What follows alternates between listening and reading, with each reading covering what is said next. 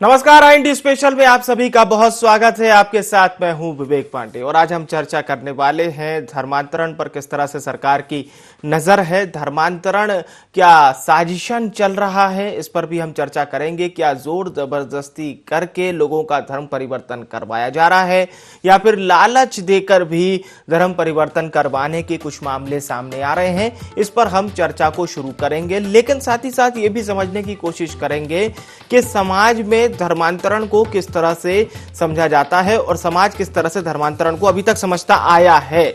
प्रलोभन, लोभ या फिर जोर जबरदस्ती के कई मामले हमने देखे हैं। छत्तीसगढ़ में भी देखे, मध्य प्रदेश में भी देखे, अन्य राज्यों में भी देखे। पर साथ ही साथ ये भी समझने की कोशिश होगी कि क्या मिशनरी बनकर भी इस तरह से धर्मांतरण कराया जा रहा है, कोई संस्था क्या इस पर काम कर रही है, किसी मिशन के तहत इसे करवाया जा रहा है। तो अब सरकार की इस पर नजर रहेगी। सरकार ने इसे लेकर एक अधिसूचना जारी कर दी है जिसमें यह भी बताया जा रहा है कि तकरीबन 10 साल की जेल का प्रावधान रखा गया है या फिर 1 लाख रुपए का जुर्माना देना पड़ सकता है ऐसे व्यक्ति को जो कि जबरदस्ती धर्मांतरण करवा रहा है। तो धार्मिक स्वातंत्र्य नियम 2022 की अधिसूचना जारी कर दी गई है। भय, प्रलोभन, धोखे से जो धर्मांतरण कराए जा रहे हैं या छल कपट से धर्मांतरण कराए जा रहे हैं या जबरदस्ती धर्मांतरण करवाए जा रहे हैं, उसे प्रतिबंधित किया गया है। धर्मांतरण कराने वाले या सहयोग करने वालों पर नजर रहेगी। इसके साथ ही साथ धर्मांतरण कराने पर 10 साल की जेल होगी। 1 लाख रुपए के अर्थदंड का भी प्रावधान रखा गया है। अधिनियम की धारा 10 में जो प्रावधान रखे गए हैं उनमें पूर्ण स्वेच्छा से धर्म परिवर्तन के लिए आवेदन किए जाने का प्रावधान रखा गया है। जिला मजिस्ट्रेट को कम से कम 60 दिन पहले आवेदन देना होगा। धर्मांतरण कराने वाले या सहयोग करने वालों पर सरकार की नजर रहेगी। हमारे साथ खास मेहमान जुड़ चुके हैं। गोविंद मालू जी हमारे साथ जुड़ चुके हैं, नेता हैं मध्य प्रदेश भारतीय जनता पार्टी के। गोविंद जी, आपका बहुत स्वागत है। धर्मांतरण पर किस प्रकार से आप लोग नजर बनाए हुए हैं, क्योंकि ये मामले तो नित्य प्रतिदिन बढ़ते जा रहे हैं गोविंद मालू जी, जो कि सरकार के लिए भी कहीं ना कहीं एक चिंताजनक आंकड़े हैं। इसके बीच तो 1947 के बाद मोदी, जब कांग्रेस ने वोट बैंक की राजनीति प्रारंभ की, भारत की संस्कृति, भारत का जो डेमोग्राफी है, भारत का जो सभ्यता है, भारत की जो एक परंपरा है, उससे अलग हटकर विदेशों से प्रेरित होकर यहाँ पर अलग अलग धर्मों के धर्मांतरण के फैक्ट्रियां खुल गई थी और निर्बाध रूप से चल रही थी। और किस तरीके से शोषण किया जा रहा था हमारे इस सनातन धर्म के समाज का, बहुसंख्यक समाज का, उनको बरगलाया जा रहा था, प्रबंध दिया जा रहा था, उनको जबरिया भी किया जा रहा था। कई जगह तो ऐसा लग रहा था कि मुगल शासन तो नहीं है, जहां पर जनेऊ इकट्ठी किया करते थे किलों से। तो ऐसा जो षड्यंत्र चल रहा था, अब उसको उस पर मौका आया है हमारी सरकार में कि उस धर्म स्वातंत्र विधेयक लाया गया, कानून बनाया गया, लव जिहाद का कानून बनाया गया, ऐसे कई सारे कानून बनाए गए। और उसके पीछे जो वायलेंस होता है, जो हिंसा होती है, उस पर भी रोक लगाने की बात की। क्रिमिनल प्रोसीजर कोड में भी जो प्रावधान है उसको भी उन प्रावधानों के तहत भी सख्ती बरती गई है। लेकिन अब ये जो जब तक भय नहीं दिखाएंगे कानून का, तब तक ये अनवरत चलते रहने की प्रक्रिया है। बहुसंख्यक समाज कभी किसी का धर्मांतरण नहीं कराता है। आज तक एक भी उदाहरण ऐसा नहीं है कि किसी समाज ने प्रलोभन, हमारे हिंदू समाज ने प्रलोभन देकर किसी दूसरे धर्म विशेष बिल्कुल बिल्कुल मैं मैं आपके पास लौटूंगा। हम चाहते हैं कि भारत की डेमोग्राफी नहीं बदले, संस्कृति और सभ्यता का करण न हो और हमारा ये सब चीजें सुन रहे, सब लोग अपने धर्म का बिल्कुल बिल्कुल बहुत अच्छी बात आपने कही है। और हमारे साथ चर्चा में राम पांडे जी भी जुड़ चुके हैं, प्रदेश प्रवक्ता हैं मध्य प्रदेश कांग्रेस के। आपका भी बहुत स्वागत है। मैं लौटूंगा मालू साहब, चर्चा पुनः जारी रहेगी। अब आपको हम सुनवाते हैं इस पूरे मामले पर क्या कह रहे हैं वरिष्ठ अधिवक्ता और कानून के बेहद वरिष्ठ जानकार विवेक तनखा, वो सुनवाते हैं आपको। कभी ये चीज बहुत बड़ी समस्या या थ्रेट दिखी नहीं थी। ये तो एक राजनीतिक प्लॉय है। ये इसमें पब्लिसिटी ज़्यादा है, एक्शन कम है। एक आध किसी व्यक्ति को पकड़ लेते हैं, उसको तंग करने लगते हैं और ये सभ्य समाज के लिए अच्छा नहीं है। अगर हम चाहते हैं कि मध्य प्रदेश की प्रगति हो, हम चाहते हैं मध्य प्रदेश में जॉब्स आएँ, हम चाहते हैं लोग मध्य प्रदेश में आएँ और बिजनेस डेस्टिनेशन बने, तो अगर आप ये सब कार्य करोगे तो लोग नहीं आएंगे। और आप देखिए इतने सारे इन्होंने NRI मीट्स कर चुके हैं इंदौर में, आप उसका रिजल्ट क्या है, इन्वेस्टमेंट क्या है। अब ये सब बातें जो हैं पब्लिक को उससे ध्यान भटकाने के लिए है, पब्लिक इससे अब इम्प्रेस नहीं होती। तो ये मुझे बताने की आवश्यकता नहीं है कि विवेक तनखा कानून को कितना अच्छा जानते हैं, ये आप लोगों को बहुत अच्छे से पता है। चर्चा में एक बार फिर से हम जुड़ते हैं। गोविंद मालू जी, राम पांडे जी दोनों ही खास मेहमान हमारे साथ बने हुए हैं। गोविंद मालू जी, वैसे तो मैं राम पांडे जी से प्रतिक्रिया लेना चाह रहा था, लेकिन अब तनखा साहब तो ये कह रहे कि मूल मुद्दों से भटकाने वाली बातें हैं। क्या मूल मुद्दों से भटकाने वाली बातें हैं ये? देखिए विवेक जी, कांग्रेस को केवल आर्थिक चीजें ही हैं जो एक्सचेंज प्रणाली में भरोसा करते हैं ना, कि तुम लो हम दे तुम लो। सामाजिकता से कोई सरोकार नहीं। केवल मूल मुद्दे कौन से इनके लिए? आर्थिक, सत्ता और व्यक्ति खुद स्वयंभू बनकर। समाज का क्या होगा, समाज में विषमताएं हैं उनको दूर करने के लिए कौन सी कई उन मुद्दों की बात कर रहे हैं? कभी इन्होंने कभी की है बात? किसी ये 3 तलाक के कानून कभी इन्होंने बनाए हैं? कहीं इन्होंने हलाला पर कानून बनाया? नहीं बना सकते, क्योंकि ये वोट बैंक की राजनीति करते हैं। ये केवल और केवल आर्थिक स्थिति, आप रोटी खाने को देते और उसको उनके पिताजी को गालियां बके, तो ये कौन बर्दाश्त करेगा? स्वाभिमानी व्यक्ति हर अपना पराक्रम और स्वाभिमान से होता है, उसका मनोबल ऊंचा होता है तो उसके पराक्रम भी ऊंचा होता है, तो स्वाभिमान जागृत रहेगा। यदि वो अपने आप को गुलाम और गोविंद जी, आपने गौर किया, वो ये भी कह रहे थे कि इन्वेस्टर समिट और निवेश के लिए बहुत सारी कोशिश सरकार कर रही है। क्या होगा? वो ये कह रहे हैं निवेश के लिए सरकार कोशिशें बहुत कर रही है, लेकिन उसका असर नहीं दिखाई दे रहा। ये बात तो उन्होंने बहुत मजबूती के साथ कही ना।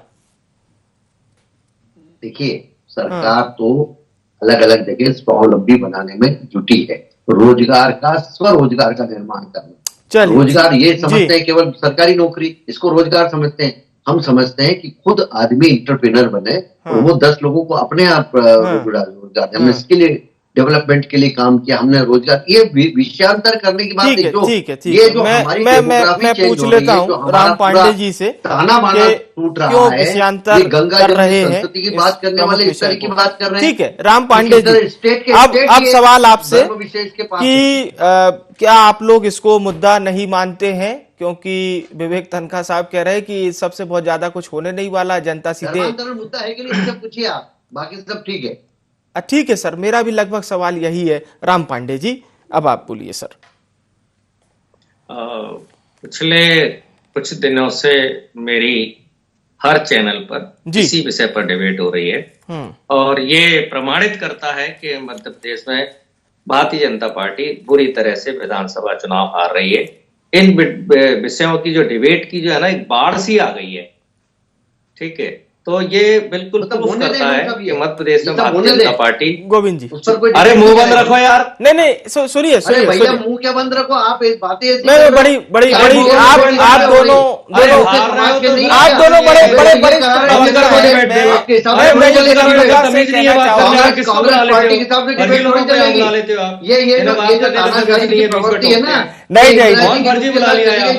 हटाओ इसको। अब देखिए, सुनिए नहीं, किसी पर व्यक्तिगत मत बोलिए। राम पांडे जी, गोविंद मालू जी, बीजेपी के राजनीति लगती है। चलिए मालू साहब इनका बायोडाटा चेक कीजिए, क्या है मालू साहब, क्या है? कोई एरा गेरा फालतू आदमी आगे अरे मुंह बंद रखिए और चलिए आपकी भाषण चलिए। अरे मुंह बंद रखो, ये इनका बायोडाटा चेक करो, आधार कार्ड चेक करो। विषय पर बात करिए। कांग्रेस ने आधार कार्ड दिया है, इनका चेक करो। ये कोई मुझे नहीं लगता ये बीजेपी नहीं इस तरह की देश की डेमोक्रेसी। चलिए मैं देवदत्त दुबे जी का रुख करता हूँ और देवदत्त दुबे साहब का भी बहुत स्वागत है IND24 पे। गोविंद मालू जी, राम पांडे जी, बहुत विनम्रता के साथ मैं ये कहूंगा सर, आपसी संवाद को ही हम लोग तरजीह दें और आप दोनों बहुत ही अच्छी पार्टी के प्रवक्ता हैं, वरिष्ठ प्रवक्ता हैं, तो सिर्फ उसी विषय पर हम चर्चा करेंगे। एक बार फिर से आप दोनों के साथ मैं जुड़ूंगा। देवदत्त दुबे साहब, मध्य प्रदेश में क्या धर्मांतरण या ये लव जिहाद ये विषय मूल नहीं है?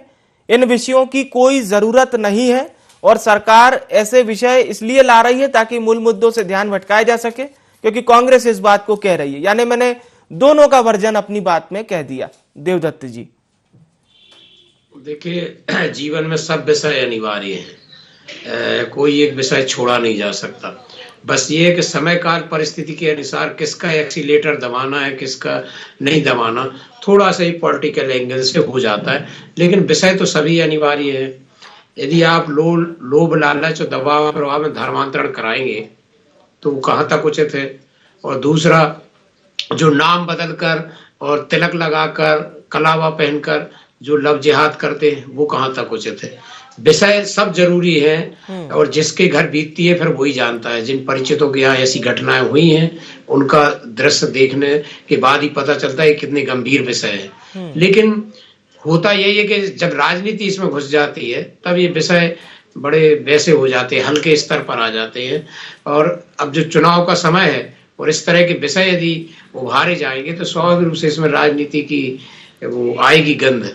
ये तो हमेशा ये विषय और सभी को रखना चाहिए कि दबाव प्रभाव लोभ लालच में धर्मांतरण ना हो और धोखाबाजी से लव जिहाद जो होता वो ना हो, क्योंकि ये सब ऐसे विषय हैं कि जिन पर राजनीति नहीं, सबको एकजुटता से और ऐसे काम करना चाहिए कि ये सब समाप्त होना चाहिए विषय।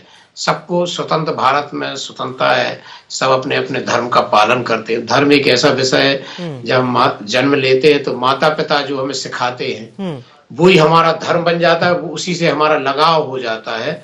तो कोई ऐसे स्वेच्छा से धर्म परिवर्तन नहीं करता, क्योंकि सब अपने अपने धर्म को श्रेष्ठ मानते हैं। वो तो जब जैसे गरीब आदमी है तो लोभ लालच में हो जाता है या कई बार दबाव प्रभाव में, तो इस तरह की घटनाएं नहीं होना चाहिए। और मैं ये कहता हूँ कि जी। हर विषय को राजनीति से क्यों जोड़ा जाए, क्यों इतनी राजनीति, इतने मुद्दे हैं राजनीति करने के लिए। आप समाज में उन पर करिए ना राजनीति।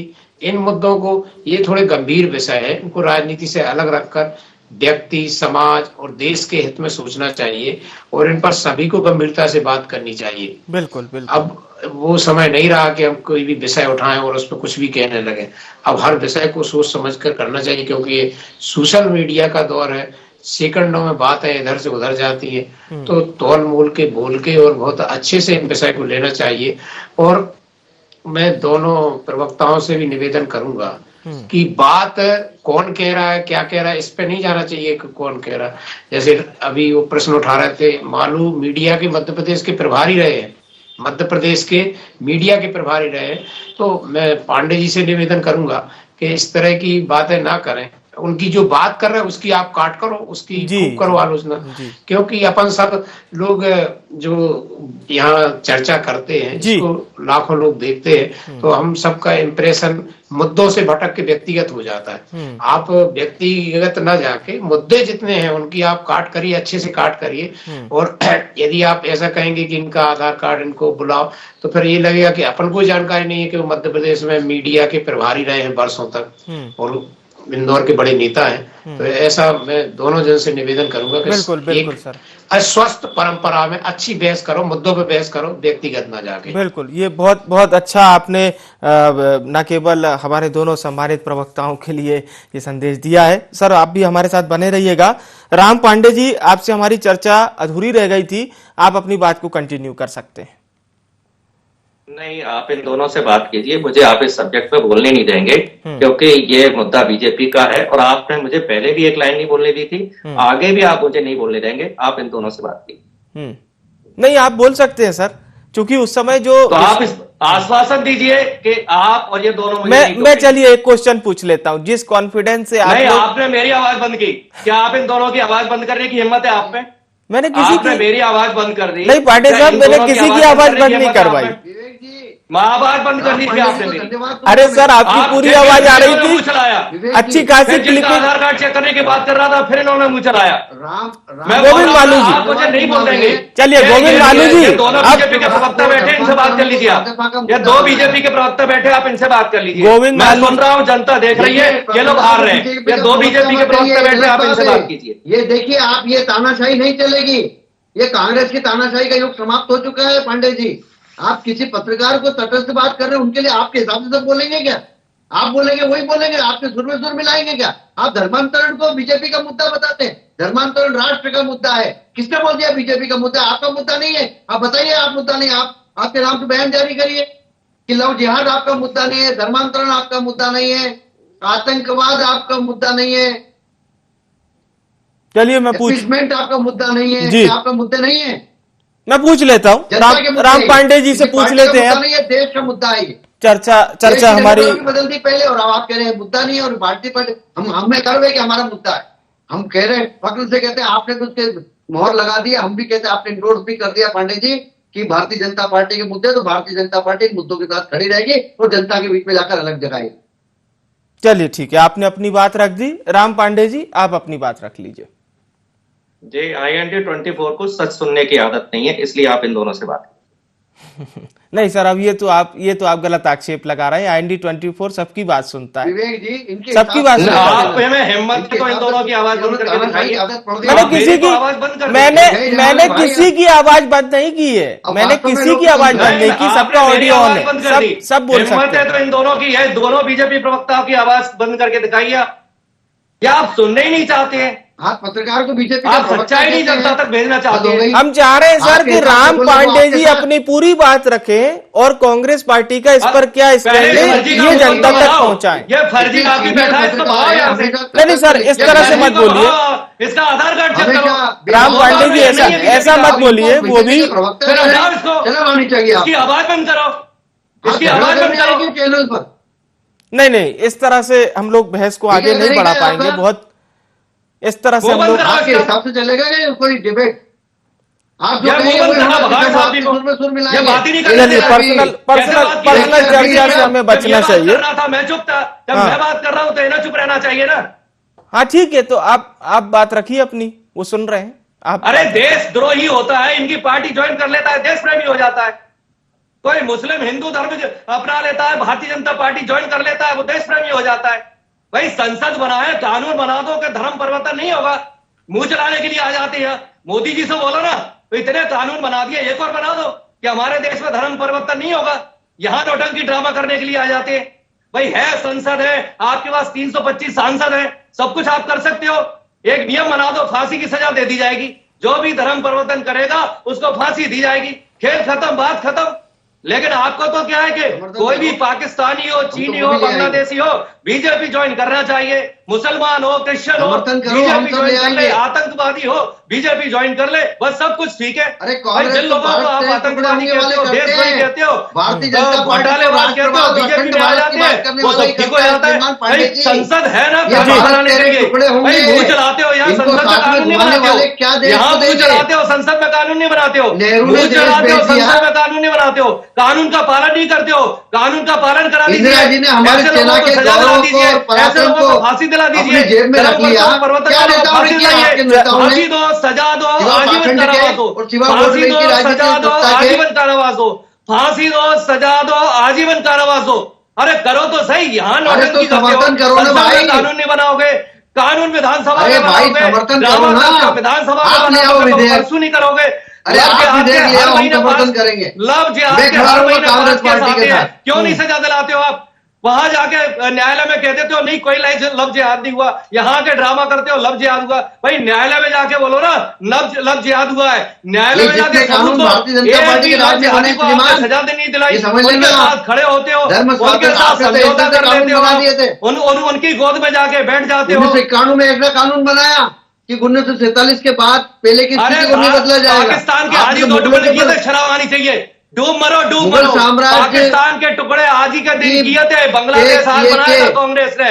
93,000 उसके बाद क्यों छोड़ पाकिस्तानियों को दिए? पैर पड़वा लिए थे। अरे भाई, लाहौर से झंडा फहराया था, चलिए लेके आते हैं। विषय हम लोगों का बहुत को लाने की हिम्मत नहीं है, पाकिस्तान को तोड़ा था, आप में दाऊद को लाने की हिम्मत नहीं है। सेना के पाकिस्तान के 2 टुकड़े आज ही के दिन किए थे, समझौते की टेबल दिसंबर को पाकिस्तान के 2 टुकड़े किए थे, आज किए थे। आप पाकिस्तान में नौटंकी करने जाते हो, पाकिस्तान में जन्मदिन मनाने जाते हो, पाकिस्तान में पैर पड़ने जाते हो, पाकिस्तान में चादर चढ़ाने जाते हो, चीनियों के साथ झूला झूलते हो। हमने पाकिस्तान के 2 टुकड़े आज ही किए थे। पता कीजिए पाकिस्तान के 2 टुकड़े आज किए थे। आप हाथ रगड़ने जाते हो पाकिस्तान, चीन के साथ झूला झूलते हो, मर जाना चाहिए। पाकिस्तान के पैर पड़ने जाते हो, कभी ट्रेन लेके, कभी बस लेके, कभी बाजार लेके, मर जाओ। चलिए ठीक है, अब ये चर्चा बहुत ज्यादा गंभीर इस तरह से हो गई और हम लोग अपने विषय से भी पूरी तरह से लगभग भटक चुके हैं। देवदत्त दुबे साहब, मैं आपसे एक प्रतिक्रिया लेना चाहूंगा क्योंकि दोनों सम्मानित प्रवक्ता अपनी अपनी ओर से एक साथ धारा प्रवाह बोल रहे हैं, लेकिन थोड़ा हमें भी इस विषय को समझना होगा। अगर यह विषय इतना ही भटका हुआ होता जिसकी समाज में जरूरत ही नहीं होती तो मुझे लगता है हम इस विषय पर शायद चर्चा ही नहीं कर रहे होते। देवदत्त जी, देखिए, मैं पहले इस विषय पे कह चुका हूँ कि ये गंभीर विषय है, इन पे चर्चा भी होनी चाहिए, इन पे सब प्रावधान भी होना चाहिए। क्यों ये देखने में आप उसको राजनीतिक कह सकते हो, लेकिन ये समाज की पीड़ा है। कई जगह किस तरह से धर्मांतरण होता है, नौकरी के लिए कर लेते हैं आदिवासियों से ऐसे लोग शादी की जिससे हमें नौकरी में फायदा मिल जाए, आरक्षण का फायदा मिल जाए। बहुत सारे मामले हैं ऐसे देश में, तो इन सब पे तो कानून सख्त बनना चाहिए, सजा होनी चाहिए।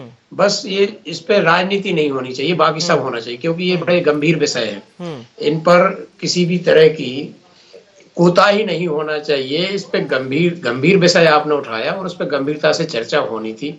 लेकिन जब तक आप व्यक्तिगत आरोप प्रत्यारोप करोगे या व्यक्तिगत या राजनीतिक ले जाओगे तो गंभीर विषय की गंभीरता खत्म हो जाती है।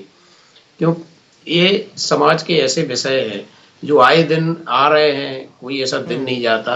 तो इन पे क्यों जो नहीं करेंगे धर्मांतरण, जो नहीं करेंगे लव जिहाद, उनके लिए क्यों दिक्कत है? उसके लिए कोई दिक्कत नहीं है।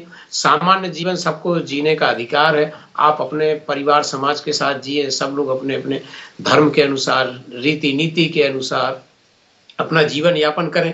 किसी को क्यों मजबूर किया जाए धर्मांतरण के लिए या लव जिहाद के कारण किसी का जीवन तबाह किया जाए? ये सब तो बिल्कुल तत्काल बंद होना चाहिए और इस पर स्वस्थ और अच्छी बहस होना चाहिए। राजनीतिक दलों को एकजुटता के साथ इस पे एक मंच पे आना जाना चाहिए, क्योंकि कब तक आप ऐसे इन विषयों को टालते रहोगे या राजनीति कह के कि तेरा मेरा विषय, और इसको आप एक तरह से नासूर बनाते जा रहे हो। आप इन सब विषयों को खत्म करो क्योंकि अपने सामने बहुत सारे विषय हैं, महंगाई है, बेरोजगारी है, कानून व्यवस्था है, ये सब विषय है जिन पे हम सब काम करें। और ये विषय तो एक झटके में सब खत्म हो जाना चाहिए। सख्त कानून बनना चाहिए जिससे द्वारा कोई लोभ लालच या धोखे से धर्मांतरण न कराए या रूप बदल कर लव जिहाद की घटनाएं न करे। स्वाभाविक जो जिंदगी में जो हो वो चलना चाहिए। बिल्कुल, बहुत अच्छी बात है। बहुत बहुत धन्यवाद आप सभी मेहमानों का, गोविंद मालू जी, राम पांडे जी, देवदत्त दुबे जी। चर्चा यही थी, धर्मांतरण पर किस प्रकार से सरकार अपनी नजर रख रही है और इसको लेकर किस तरह से सियासत हुई, आपने बहस में भी बहुत अच्छे से देखा। हमारा उद्देश्य यही था, धर्मांतरण पर जिस प्रावधान की बात सरकार कर रही है और इस प्रावधान में क्या कुछ रखा गया है, इस पर हमने चर्चा की थी। बड़ा सवाल यही रहेगा कि इस प्रावधान के आने के बाद क्या धर्मांतरण, जबरदस्ती वाला धर्मांतरण, प्रलोभन वाला धर्मांतरण, लोभ वाला धर्मांतरण खत्म हो जाएगा मध्य प्रदेश से? इस पर हमारी नजर बनी रहेगी, क्योंकि प्रावधान तो इसीलिए लाया गया है। अब देखना अहम यही होगा कि इस प्रावधान के आने के बाद से इस तरह के धर्मांतरण पर कितनी रोक लग पाती है या नहीं, ये देखने वाली बात होगी। IND स्पेशल में इतना ही। मुझे आने विवेक को दीजिए इजाजत। नमस्कार।